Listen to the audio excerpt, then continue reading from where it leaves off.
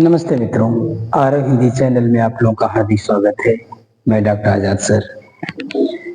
तो जैसा कि मित्रों हम लोग पढ़ रहे थे, पिछले दिन की कक्षा में आप लोगों ने पढ़ा था वाचन के आधार कितने होते हैं, वाचन के गुण और विशेषता क्या है, तमाम प्रकार के टॉपिक पे चर्चा हुआ था। आज एक निर्धारित टॉपिक पे चर्चा करने का काम किया जाएगा, जिसका नाम है अर्थ ग्रहण पर आधारित विधियां। अर्थ ग्रहण पर आधारित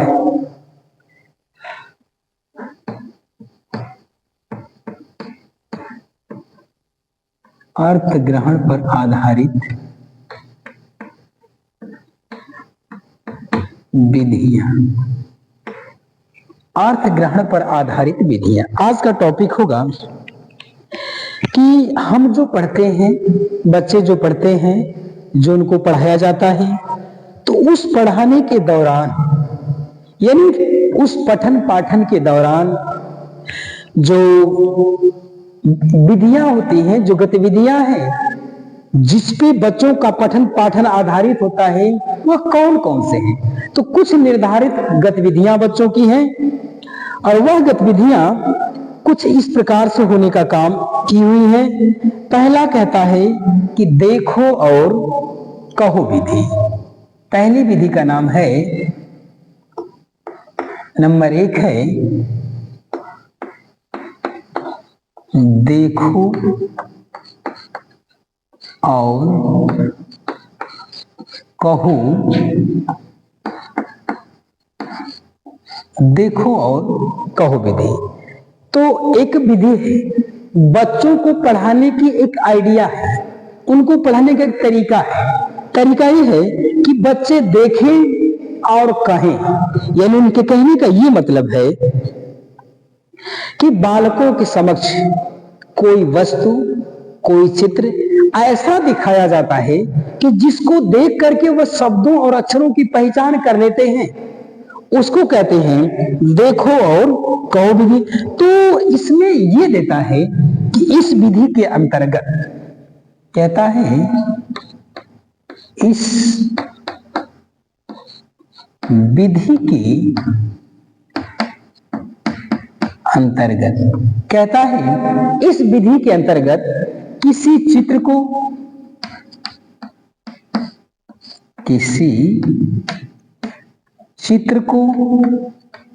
किसी वस्तु को,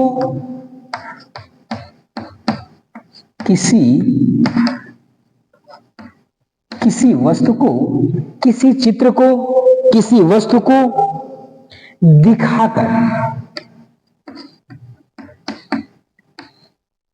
दिखाकर शब्द का ज्ञान कराया जाता है।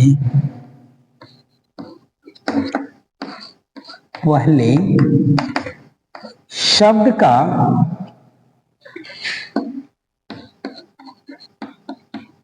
ज्ञान कराया जाता है। देखो, इसने ये कहने का काम किया हुआ है कि अर्थ ग्रहण के आधार पर आधारित कुछ विधियां हैं, कुछ गतिविधियां हैं जो बच्चों के पठन पाठन के काम आती है, जो उनको पढ़ाने में काम आती है। काम ये उसने कहने का काम किया हुआ है। तो पहली विधि बच्चों की सबसे आसान और सरल विधि है। पढ़ाने का जो तरीका है, समझाने का जो तरीका है, वह है देखो और कहो विधि। यानी बच्चा देखेगा और बोलेगा। ये सामान्य सी बात है। आप बच्चों का मेंटल देखे होंगे, मेंटल जो आता है बच्चों के पढ़ने वाला, जिसमें ABCD तमाम छपे होते हैं, क ख ग घ जो छपा होता है, जिसको मेंटल कहते हैं। वह जो मेंटल है, उस मेंटल में वही जानवर, वही वस्तु, वही चीज छपी होती है जिसको बच्चा जानता हो, अपने परिवेश में रह के उसको पहचान गया हो, समझ गया हो कि यह वस्तु इसका ये नाम है। उसी प्रकार की चीज, तो जैसे उसके परिवेश में जो जो चीजें रहती हैं वही चीज उनके मेंटल में रहता है, उनकी बुक्स में रहता है, उनकी किताबों में रहता है, और चित्र को दिखाया जाएगा। देखिए, बच्चा शब्द को पहचान पाए चाहे ना पहचान पाए, लेकिन उसको पहचान कराया जाता क्या? वस्तु को दिखा करके, चित्रों के वस्तुओं को दिखा करके एक पहचान कराने का काम किया जाता है, जिससे वह जैसे ही चित्र को देखेगा और शब्द को बता देने का काम करेगा। इससे होता क्या है, यहां पे यदि आपको ये बना दे, बच्चे घड़ी देखते हैं, ठीक, ये घड़ी है, इसमें 1 2 3 4 ऐसे नंबरिंग कर दिया गया हो, तो जैसे आप घड़ी का चित्र दिखाओगे, बच्चे को घड़ी का चित्र दिखाओगे तो जान जाएगा कि ये घड़ी है। तो घड़ी की पहचान कैसे होती है?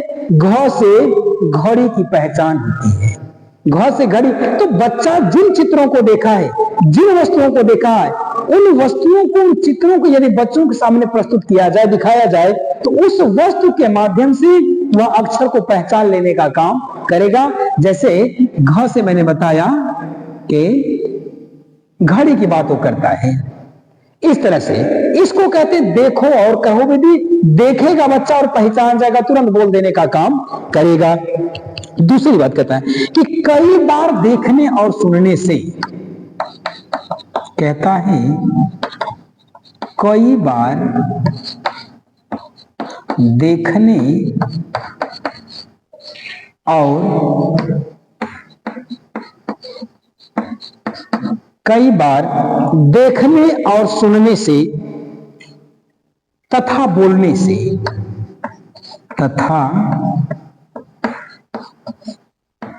तथा बोलने से बच्चे के, कहता है कि बच्चे के मस्तिष्क में, कहता है बच्चे के मस्तिष्क, कहता है बच्चे की मानसिक धरातल पे, इसको आप कर लो, बच्चे के मानसिक धरातल पर वह वर्ड छप जाता है और उसको पहचान जाने का काम उसने कहा। देखो, 2 बात कहता है, देखो और कहो विधि में यह कहता है कि किसी चित्र को, किसी वस्तु को बच्चे के सामने प्रस्तुत किया जाए, उसको दिखाया जाए, और जैसे ही दिखाया जाएगा उस वस्तु को देख के वह पहचान जाएगा कौन सा अक्षर है ये। जैसे यदि हाथी के फिगर को दिखाया जाए तो ह से हाथी भी कह देगा, निश्चित कह देगा, और वही यदि इंग्लिश का हो तो एलिफेंट भी कह देगा वो, लेकिन ह से नहीं होगा, ई से होगा वो। तो हर भाषा का पहचान कराने के लिए अलग अलग वर्ड हैं, और अलग अलग वर्डों के लिए चित्र कुछ निर्धारित करने का काम किए गए। इसको कहते हैं देखो और कहो विधि। तो कहता है बच्चों को पढ़ाने की जो गतिविधियां तमाम प्रकार की हैं, जिसमें पहली गतिविधि है देखो और कहो विधि। तो इस विधि के अंतर्गत बच्चा चित्र या वस्तु को देखता है और अक्षरों को बता देने का काम करता है। इस प्रक्रिया को कई बार करने से बच्चे के मानसिक धरातल पर वह जो वर्ड होता है, जो अक्षर होता है, उस वस्तु के हिसाब से छप जाने का काम करता है और बच्चा आसानी से बता लेने का काम करता है। इसको कहते हैं देखो और कहो विधि। दूसरी बात कहता है, एक गुण और है वाक्य विधि। दूसरा है वाक्य विधि।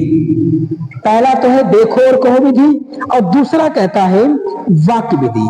तो वाक्य विधि में होता है कि कुछ वाक्यों को बोलते बोलते बच्चों के मानसिक धरातल पे छप जाते हैं, जैसे वह अक्षर और वस्तु के चित्र छपने का काम करता है। वैसे कहता है बालक वाक्य या वाक्यांशों को बोलता है। कहता है बालक वाक्य या वाक्यांशों को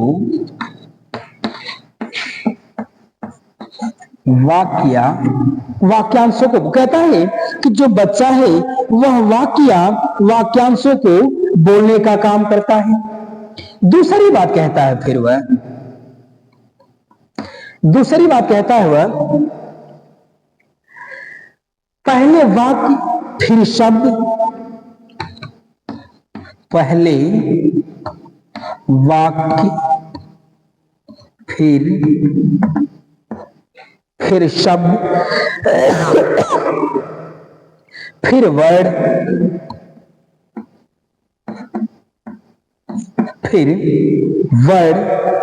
इस क्रम में बच्चों को वाचन का अभ्यास कराया जाता है। इस क्रम से बच्चों को वाचन का अभ्यास कराया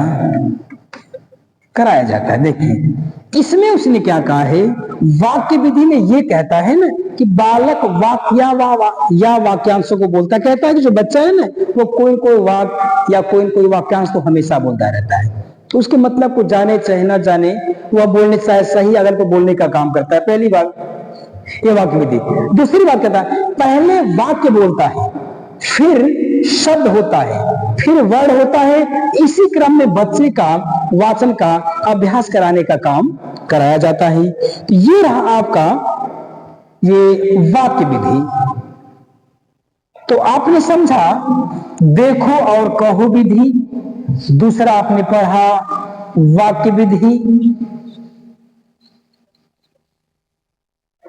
और अगली है कहानी विधि। अगला है तीसरा है कहानी, तीसरा है कहानी विधि। तो कहानी विधि में कहता है कि छोटे छोटे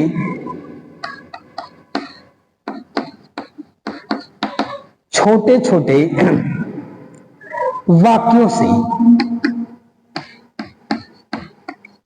छोटे वाक्यों से निर्मित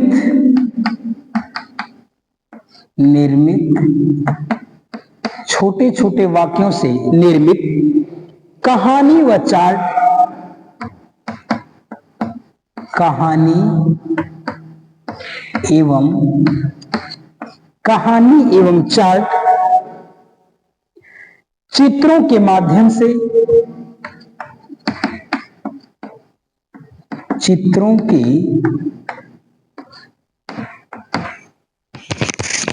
के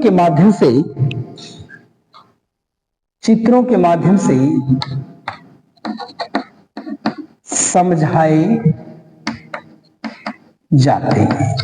पहली बात देखो, पहली बात इसने क्या रखा है, इसने कहा है कि कहानी विधि, यानी कहानी विधि में कहता छोटे छोटे वाक्यों से निर्मित, यानी छोटा छोटा वाक्य होगा, उन छोटे छोटे वाक्यों से उनकी निर्मित कहानी होगी, और कहानी भी उनके ही हिसाब की होगी, उनके ही जिस लेवल के बच्चे हैं उसी लेवल की कहानी। ऐसा नहीं कि मुंशी प्रेमचंद की कहानी आपको पढ़ाया जाए, जयशंकर प्रसाद की कहानी पढ़ा, नहीं, ऐसा नहीं है। जो बाल केंद्रित कहानियां हैं उन्हीं बाल केंद्रित कहानियों को ही बच्चों के सामने सुनाने का काम किया जाएगा, बताने का काम किया जाएगा, उनको समझाने का काम किया जाएगा। और कहता है कि शिक्षक, दूसरी बात कहता है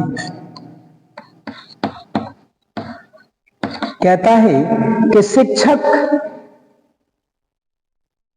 इस कहानी को,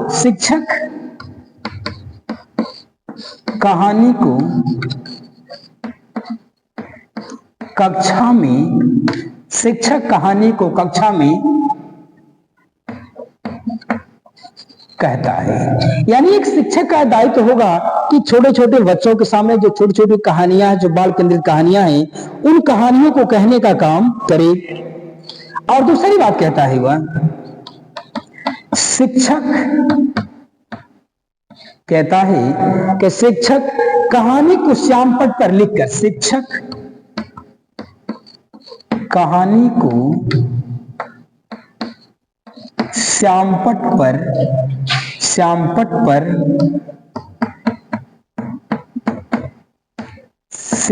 पर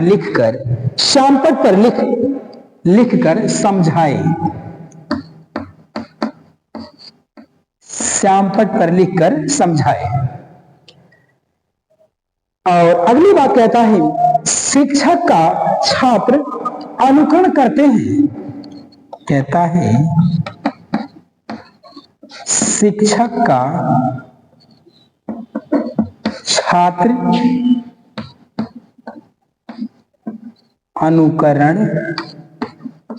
अनुकरण करते हैं। देखिए उसने कहा कि कहानी विधि ये कहने का काम करता है ना कि छोटे छोटे वाक्यों के द्वारा जो बाल केंद्रित कहानियां हैं उन कहानियों को वह चार्ट के माध्यम से, चित्र के माध्यम से उनके सामने प्रस्तुत किया जाए। दूसरी बात कहता है शिक्षक कहानी को शिक्षक जो है वह कक्षा में कहानी को कहे ताकि बच्चे उसको सुने, और जब बच्चे सुनने का काम करेंगे तो शिक्षक, दूसरी बात कहता है कि एक काम और करे, जो शिक्षक है वह कहानी को श्यामपट पे लिखे, उसके कुछ चित्र हो उसको बनाए, उसमें कुछ ऐसे कहानी अगर हो लगता हो कि नहीं चित्र में बनाए, चित्र में प्रस्तुत किया जा सकता है तो उसको उसके सामने प्रस्तुत करने का काम किया जाए। तो इस तरह की चीजों को वह श्यामपट पर लिख के बच्चों को समझाने का काम किया जाए। अगला कहता है कि जो शिक्षक है ना वह शिक्षक का छात्र निश्चित रूप से अनुकरण करते हैं। शिक्षक जैसे पढ़ाने की कोशिश करेगा, जैसे बताने की कोशिश करेगा, छात्र वैसे ही समझने की कोशिश करेगा। तो ये निश्चित है कि कहीं न कहीं छात्र अध्यापकों का, शिक्षकों का अनुकरण करने का काम करते हैं या नकल करने का काम करते हैं। और अगली टॉपिक है एक विधि, चौथी विधि है। चौथी विधि का नाम है अनुकरण विधि।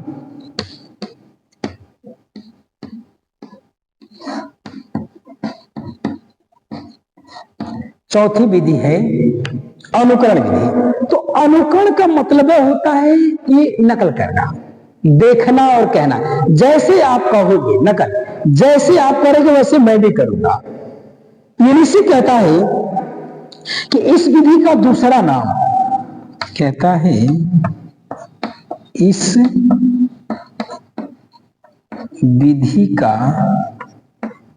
दूसरा नाम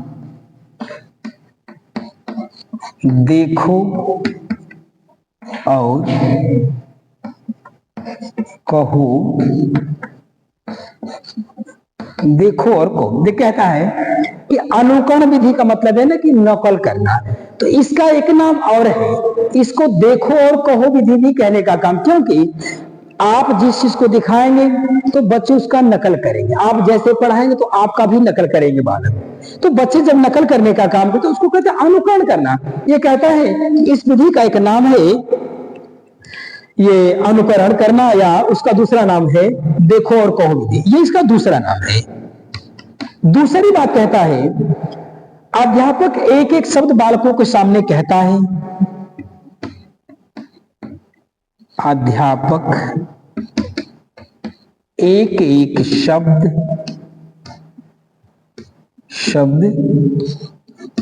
बालकों के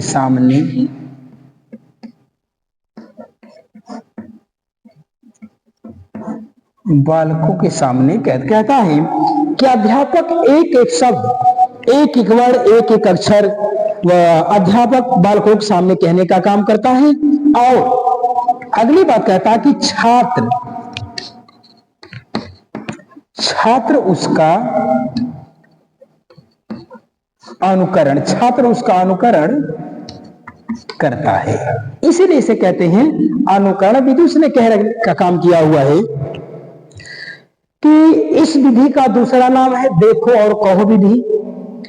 एक अध्यापक एक शब्द बालक के सामने कहता है, यानी एक एक शब्द कहानी का एक एक शब्द बच्चों के सामने कहने का काम वो करता है, और बालक क्या करता है, उसका अनुकरण करने का काम करता है। यह आपका रहा अनुकरण विधि। और तो अनुकरण विधि में ये कह रखने का काम किया हुआ है कि देख करके चीजों को कहना या नकल करना, तो तमाम प्रकार की चीजों को उसने बताने का काम किया हुआ था।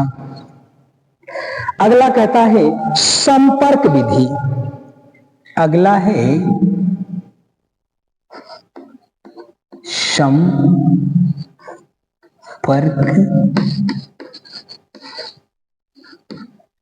संपर्क विधि, यानी ये 5 होगा आपका, ये 5 होगा कि संपर्क विधि। तो संपर्क विधि में क्या होता है कि एक निश्चित रूप से एक सामंजस्य होता है संपर्क होने का। कहता है इस विधि का प्रचार और प्रसार, कहता है इस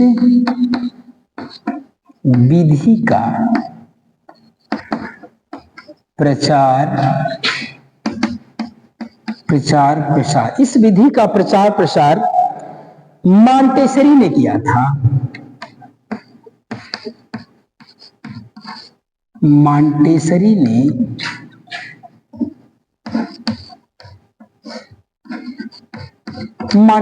कहता है कि यह जो विधि है संपर्क विधि, इसका प्रचार प्रसार सबसे पहले मॉन्टेसरी ने करने का काम किया हुआ था। अच्छा, दूसरे में कहता है कि इसमें होता क्या है। कहता है इसमें पहले बालकों को चित्र दिखाया जाता है। इसमें बालकों को चित्र दिखाया जाता है। चित्र दिखाया, इसमें बच्चों को सबसे पहले चित्र दिखाया जाता है। तो चित्र में कैसे चित्र? खिलौने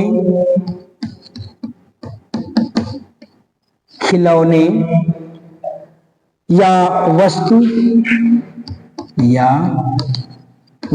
यानी वह चित्र दिखाए जाएंगे जो बच्चे के संपर्क में होने का काम करता है। ऐसे चित्रों को दिखाने का काम किया जाएगा। और कहता है कि इसमें कुछ कार्ड होते हैं। इसमें कुछ कार्ड होते हैं। इसमें कुछ कार्ड होते हैं और कार्डों को आपस में मिला दिया जाता है। ठीक, मिलाने के बाद कहता है कि एक संकेत दिया जाता है कि किसका संपर्क किससे होने का काम करता है। ये सामान्य सी बात है। खिलौना दिखाया जाए या वस्तु दिखाया जाए, कुछ भी दिखाया, चित्र दिखाया, सामान्य सी बात है। अगर मान लीजिए ये संपर्क किससे किसका संपर्क, सामान्य सी बात है। ये तालाब है मान लीजिए, ठीक, ये तालाब है। तो अच्छा, यहाँ तालाब है, यहाँ सड़क है, यहाँ एक प्रकार की ये सड़क है और ये तालाब, 2 चीज है। अब कहता है ये संपर्क किससे किसका होगा। अब सामान्य सी बात है, किसी कार्ड पे एक कार्ड अगर हो, इस कार्ड पे नौका बना दी गई हो, ठीक, नौका बनाई गई हो, और एक जगह क्या हो कि साइकिल बना देने का काम किया गया हो, साइकिल बना दी गई हो। तो आप जरा ये बताने का काम करिए कि ये संपर्क विधि कहता है कि किससे किसका संपर्क होगा। तो क्या साइकिल का संपर्क इस सरोवर से होगा या इसका संबंध इससे होगा? ऐसा हो सकता है? नहीं। तो उसमें ये कहने का काम किया हुआ है कि संपर्क विधि में ये कहना चाहता है कि इसमें यही करता है कि इससे इसका संपर्क है। क्योंकि साइकिल जब भी है तो रोड पे चलेगी, सड़क पे चलेगी, जमीन पे चल सकती है, लेकिन पानी में नहीं चल सकती। पानी में क्या चलेगी? तो इसका संपर्क क्या होगा? किसका संपर्क करने का काम ये कर रहा है? इसमें नौका चलेगी और यहाँ पे क्या होगा? यहाँ पे साइकिल होगी, यहाँ पे साइकिल होगी। ये है संपर्क। तो बच्चों के सामने ऐसा प्रस्तुत करने का काम किया जाता है कि देखिए बच्चे इसका ये निराकरण कर लेते हैं या नहीं कर पाते हैं, किसका संपर्क किससे है। ये होता है संपर्क विधि। और एक विधि है, कहता है अन्य विधि में कहता है, वह 6ठे में कहता है उपयुक्त विधि।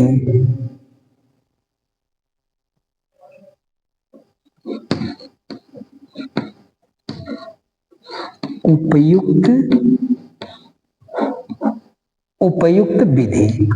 इस इस विधि में क्या कहने का काम करता है? वह कहता है बालकों को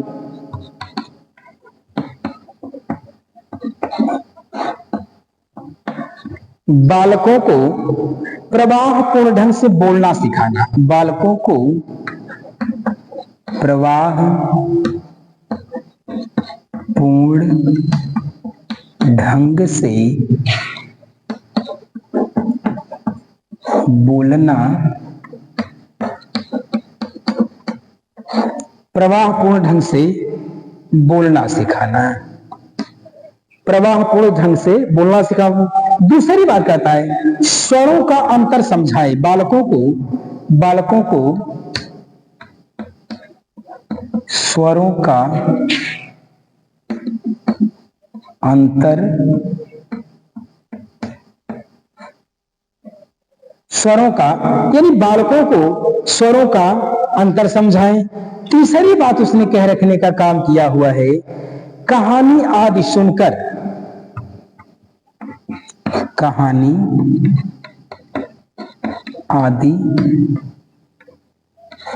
कहानी आदि सुनकर या सुनाकर, कहानी इत्यादि को सुनाकर वाचन में उत्सुकता पैदा करना। वाचन में उत्सुकता पैदा करना। ये कहता उपयुक्त विधि में कहता, और भी तमाम विधियां इस तरह की विधियां होने का काम करती हैं। तो कहता है ये जो विधियां हैं बच्चों को पढ़ाने की सब विधियां होने का काम की हुई है। तो आपने समझा कि अर्थ ग्रहण पर आधारित कुछ विधियां हैं, जिसमें देखो और कहो विधि, वाक्य विधि, कहानी विधि, अनुकरण विधि, संपर्क विधि, उपयुक्त कुछ विधियां और थी जिनको बताने का काम किया गया। और अगली टॉपिक है, ये आपने पढ़ा विधियों को।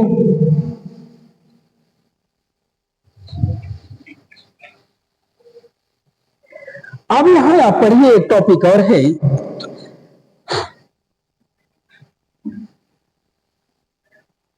एक टॉपिक का नाम है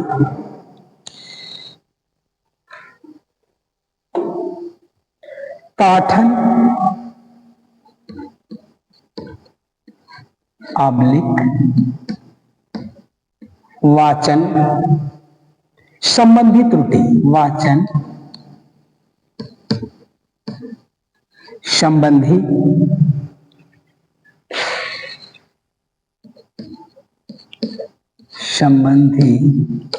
त्रुटि, वाचन संबंधी त्रुटियां कर लीजिए, त्रुटियां। कहता है कि पाठन और वाचन संबंधी त्रुटियां, तो कुछ त्रुटियां यानी पढ़ने में और बोलने में कुछ त्रुटियां होने का काम करती हैं, जिसमें है पहला कहता है अटक अटक कर पढ़ना। अटक कर पढ़ना, ये पहली त्रुटि है। दूसरी त्रुटि कहने का काम करता है, ये त्रुटियां, दूसरी त्रुटि है अशुद्ध उच्चारण।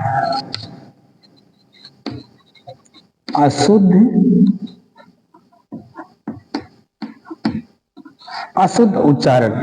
तीसरा है वाचन में गति का न होना। तीसरा है वाचन में गति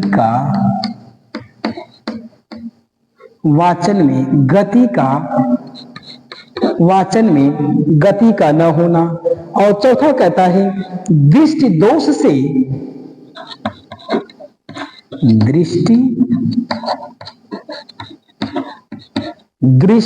से अक्षरों का ठीक दिखाई न देना। दोष से अक्षरों का ठीक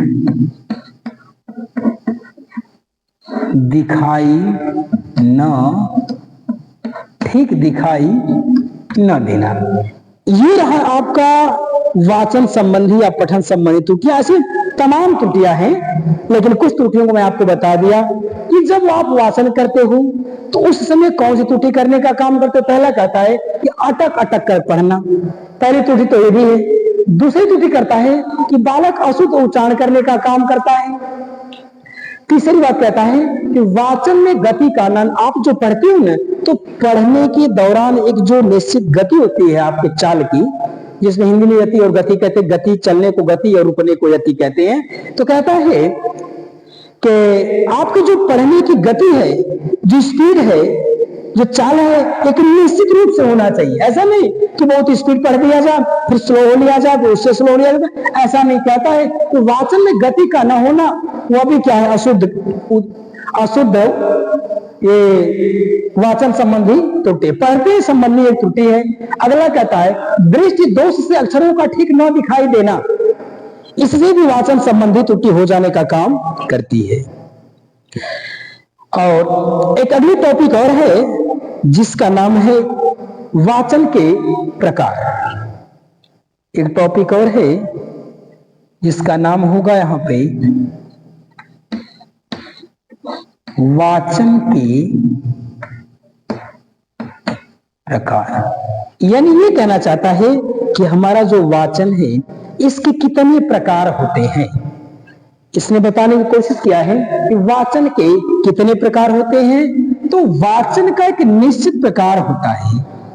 वाचन के कितने प्रकार होते हैं। पहली बात कहता है वाचन के दो प्रकार होते हैं। एक होता है सस्वर वाचन, सस्वर वाचन, और दूसरा कहता है मौन वाचन, मौन वाचन। सस्वर वाचन और मौन वाचन। अब कहता है कि सस्वर वाचन के कितने भाग होते हैं, दो भाग होते हैं। सस्वर वाचन के भी दो प्रकार होते हैं। कौन कौन, आदर्श वाचन, आदर्श वाचन, और दूसरा कहता है अनुकरण वाचन, अनुकरण वाचन। आदर्श वाचन और अनुकरण वाचन। तो उसी तरह मौन वाचन के भी दो भाग होते हैं। कहता है मौन वाचन के भी दो भाग होते हैं। कहता है गंभीर वाचन, गंभीर वाचन, और दूसरा कहता है द्रुत वाचन,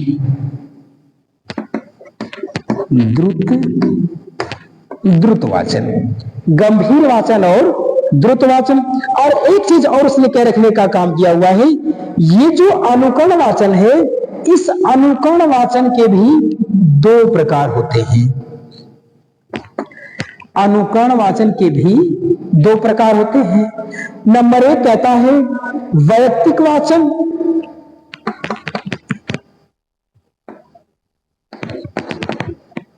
वैयक्तिक वाचन, और नंबर दो कहता है सामूहिक वाचन।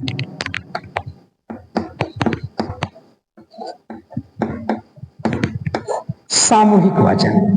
ये देखिए आपका जो वाचन के प्रकार है, तो ये वाचन के प्रकार इस प्रकार से है। तो अगर कभी आपका प्रश्न आ जाए कि वाचन के कितने प्रकार होते हैं, तो आपका उत्तर होगा वाचन के दो प्रकार होते हैं। कौन कौन, सस्वर वाचन और मौन वाचन। अच्छा, सस्वर वाचन किसे कहते हैं, जिसमें समान स्वर में, एक सदे हुए स्वर में, एक निश्चित स्वर में जिसको पढ़ा जाए, जिस स्वर में जो चीज है उसी स्वर में, उसी लहजे में यदि उसको पढ़ा जाए, तो ये होता है सस्वर वाचन।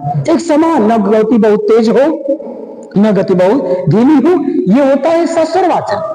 और पूछ दे कि दूसरा क्या है, मौन वाचन। तो मौन वाचन का ये मतलब कहता है कि आपका होठ भी नहीं हिलना चाहिए, आप मन ही मन उसको पढ़ने का काम करोगे और उसके अर्थ को क्या करोगे, आप ग्रहण करते चलोगे।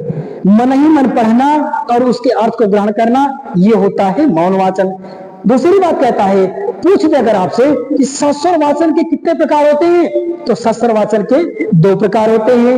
एक आदर्श वाचन, दूसरा अनुकरण वाचन। तो आदर्श वाचन का मतलब ये कहता है कि आदर्श वाचन कौन करता है? एक अध्यापक कक्षा में पढ़ाए, कक्षा में बच्चों को पढ़ाने से पहले उनकी जो भी कविता होती है, उस कविता को जो एक अध्यापक होता है, वह अध्यापक आदर्श वाचन करने का काम करता है। और आदर्श वाचन अध्यापक करता है। इसके बाद अनुकरण वाचन होता है। तो अनुकरण वाचन में ये होता है कि बालक अध्यापक का नकल करके, उनका देख करके, जैसे अध्यापक ने आदर्श वाचन किया था उस तरह का करने का प्रयास करते हैं। पढ़ते हैं लेकिन वैसा नहीं पढ़ पाते हैं, तो उसका नकल करके पढ़ने क्रिया को कहते हैं अनुकरण वाचन। फिर यहां कहता है कि मौन वाचन के भी दो प्रकार हैं। एक कहता है गंभीर वाचन, एक कहता है द्रुत वाचन। अच्छा, गंभीर वाचन का मतलब क्या है? गंभीर वाचन का ये मतलब कहता है ना कि व्यक्ति जब एकदम सीरियस, जिसको हम लोग कहते हैं, सीरियस होकर के पढ़ना, और उस पढ़ने के दौरान आपका जो ध्यान है कहीं इधर उधर ना जाना, आपका जो ध्यान है, आपका ध्यान आकर्षण एकदम आपकी बिंदु पे होना चाहिए। आप क्या पढ़ रहे हो, बगल में क्या हो रहा है, इससे कोई मतलब नहीं है। ये होता है गंभीर वाचन। द्रुत वाचन का मतलब ये कहता है कि तीव्र गति से पढ़ना। आप क्यों, जैसे चिट्ठी भांजते हो तो चिट्ठी की तरह, यानी तीव्र, द्रुत का मतलब होता है तीव्र वाचन, यानी तेज गति से पढ़ने की क्रिया को कहते हैं द्रुत वाचन, अर्थात तेज पढ़ने की क्रिया। और कहता है कि अनुकरण वाचन के भी क्या है कि दो प्रकार होते हैं। कौन कौन? एक वैयक्तिक वाचन, एक सामूहिक वाचन। तो देखिए, अगर आपसे पूछ दे कि अनुकरण वाचन कितने प्रकार के होते हैं, तो अनुकरण वाचन दो तरह के होते हैं। एक वैयक्तिक होता है, एक सामूहिक होता है। अगर आपसे पूछ दे कि सामूहिक वाचन किसे कहते हैं और व्यक्तिगत वाचन, तो व्यक्तिगत वाचन का यह मतलब होता है कि जब कोई एक व्यक्ति पढ़ता है, जिस भी चीज से मैं पढ़ा रहा हूं, अगर हम किताबों को पढ़ते तो मेरा व्यक्तिगत वाचन होता है। इसलिए कह रखा है कि व्यक्तिगत वाचन वह वाचन होता है जब केवल एक व्यक्ति पढ़ेगा, एक बालक पढ़ेगा अकेला, वो उसका व्यक्तिगत वाचन होने का काम करता है। और सामूहिक वाचन मतलब कहता है कि जब कई लोग एक साथ एक ही चीज को पढ़ना शुरू करते हैं, उसको कहते हैं सामूहिक वाचन। तो ये आज का आपका जो टॉपिक था, ये वाचन के प्रकार से था, और शिक्षण की विधियां जो हैं, कौन कौन विधि है, कौन कौन प्रकार, उनको आपने जानने का काम किया। यदि आपको बात समझ में आ रही हो तो आप निश्चित रूप से कमेंट बॉक्स में लिखने का काम करिए, क्योंकि निस्वार्थ भाव से मैं आपको कक्षा दे रहा हूं। तो आप निश्चित रूप से केवल कमेंट बॉक्स में लिखने में क्या जाता है, आपको कोई पैसा नहीं लगेगा। और ये जो टॉपिक है ये एकदम आपके सिलेबस की चीजें हैं, निश्चित रूप से आपके सिलेबस में आने वाली चीजें हैं, इसलिए इसको पढ़ाने की कोशिश की जा रही है कि आपका नंबर अच्छा से अच्छा आने का काम करे। तो अगली कक्षा में पुनः मुलाकात होने का काम करेगी। तब तक के लिए धन्यवाद। जय भारती, जय विद्यार्थी।